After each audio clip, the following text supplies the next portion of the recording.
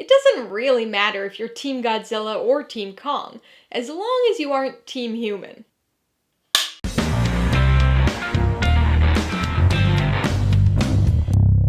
Hey everybody, welcome to Mainely Movies. Today I'm going to be ranking the 5 films of Legendary's MonsterVerse as part of my franchise Rankography series. If you're new here, please consider subscribing for a variety of movie-related content like reviews, rank lists, and trailer reactions. So what is a rankography exactly? Well, it's my ranking of a filmography, whether that be a director's output, an actor's appearances, or even an entire franchise. My rankographies are based on personal preference, and I rank movies according to how much I enjoyed them, rather than any specific technical merit or attribute.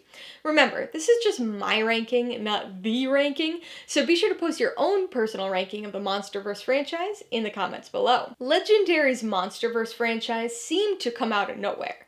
We had a few other American kaiju films in the years leading up to the beginning of the MonsterVerse, things like Cloverfield and Pacific Rim, but this was different, using existing recognizable properties.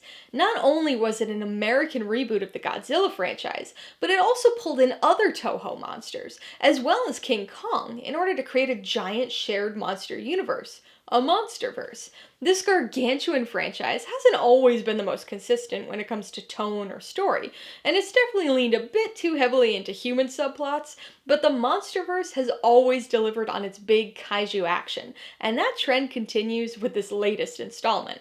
I've already reviewed all 5 of these movies on this channel, so if you want to check those out for some more in-depth thoughts on each of them, I'll put links in the description below, and also link them up in the cards as we go along. Alright, let's get this rankography started. Coming in at number 5, Godzilla. It's not often that the first film of a franchise ends up being my least favorite, but here we are. Our introduction to the MonsterVerse is a grim, serious affair. It's a largely humorless experience, opting instead to marinate its story in a blend of human drama and big action set pieces. The human aspects actually comprise the bulk of the story, especially during the first half or so. A lot of time is spent focusing on a single character, setting up some broad-stroke relationships and motivations that ultimately get overshadowed in the second half. Despite the human centricity of the story, the monster components are very effective. The length of time spent with the human characters might initially seem a bit baffling, but it actually serves as a clever, albeit borrowed, monster movie purpose by offering a slow reveal of Godzilla and heightening our anticipation as a result. We get small glimpses of him for the first hour, old newsreel footage, a close-up of a giant foot, a tail swishing around a building, and that slow build-up pays off in the second half, especially when we hit the big San Francisco showdown. The CGI may be the franchise's worst, but it still looks pretty cool, and the creature design, especially Godzilla's, is excellent. Coming in at number 4, Godzilla, King of the Monsters. This third film in the franchise follows in the Titan-sized footsteps of the first film. Godzilla is once again our lead monster, but that's not where the similarities end. This film also takes a very serious approach to its story, and spends far more time focusing on the human characters than it should. Luckily, the humans and their story are quite a bit more interesting than in that first movie. It may be more compelling, and the performances are certainly stronger, but it makes the movie feel unnecessarily bloated, because we essentially have a full movie's worth of human plot threads, as well as a whole movie's worth of monster storylines. Speaking of the monsters, that's where this film, unsurprisingly, really shines. The 2014 Godzilla movie may have given us the Mutos, but King of the Monsters provides us with a whole ensemble of Toho monster favorites. In addition to Godzilla, this movie gives us King Ghidorah, Mothra, and Rodan. We get to see each of these titans show off their powers individually, but in classic Godzilla crossover movie fashion, we also get to see them battle. And it's those fights that are easily the most satisfying aspects of the film. The creature designs are stunning, and the battle sequences, especially that Fenway finale, are designed to really showcase the awe-inspiring visuals and bioluminescence of the monsters. Coming in at number 3, Godzilla Kong, The New Empire. It's kinda nice that there are currently 5 films in the MonsterVerse, because that means I get to put this mid-tier movie right in the middle of the ranking. Don't get me wrong, it's definitely an enjoyable film, but it's certainly the most mixed bag entry in the franchise for me. Like its immediate predecessor, it continues to primarily focus on the monsters themselves, reducing the human cast and focus even more this time around, which is great. Unfortunately, the humans don't really feel like they serve much of a purpose here.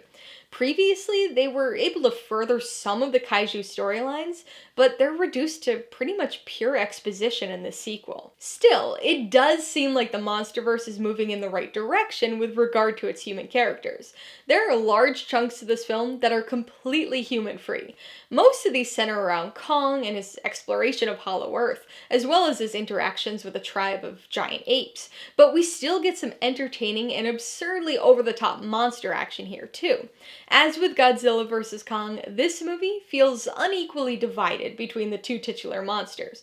So Godzilla fans will probably be a bit disappointed by how little screen time their favorite atomic lizard gets, but fans of monkeys can rejoice, because not only do we get plenty of Kong, but we also get a whole tribe of apes, including the goofy yet entertaining Mini Kong. Coming in at number 2, Godzilla vs. Kong.